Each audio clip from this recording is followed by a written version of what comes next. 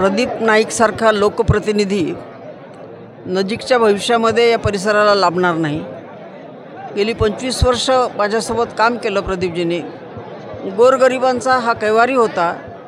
ह्याच्या जाण्यामुळे खरं नुकसान झालं ते गरीब माणसाचं झालं। आणि हिमायतनगर पासून तो सुरू व्हायचा, माहूर आणि किनवटकडे आम्ही कधीच येत नव्हतो, पण प्रदीप आमदार झाला आणि किनवट आणि माहूर आमच्यासाठी मोकळं झालं। आता पुन्हा असं वाटतं की किनवट माहूरचे रस्ते आमच्यासाठी बंद झाले। प्रदीपसारखा लोकनेता आता होणे नाही।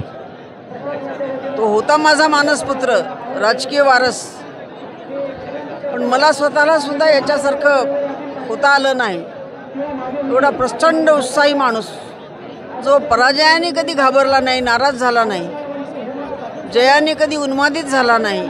सातत्याने लोकांचं काम, या भागातले पाण्याचे प्रकल्प असतील, या भागातले बंधारे असतील, या भागातले रस्ते आम्ही दोघांनी मिळून केले।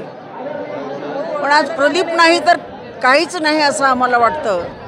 तर एवढं मोठं दुःख आमच्यासमोर असताना त्याच्या परिवारावर कोसळलेल्या दुःखामध्ये, आणि या मुख्य म्हणजे या परिसरातल्या 70-80 लाख लोकांच्या मनामध्ये जे दुःख आहे, त्याचं त्यांना मार्गदर्शन मिळेल मला माहिती नाही, पण ईश्वर या सगळ्यांना सुद्धा शांती देवो आणि प्रदीपच्या आत्म्यालाही शांती देवो। प्रदीपसारख्या नेत्याला विसरता येणं आम्हालाही शक्य नाही, तुम्हालाही शक्य नाही, पण शेवटी जन्म आणि मृत्यू आपल्या हातात नसतो। त्यामुळे प्रदीपला आदरांजली वाहताना या सगळ्या भावना माझ्या मनामध्ये दाटून आलेल्या आहेत। यापेक्षा मी काय जास्त बोलणार आहे।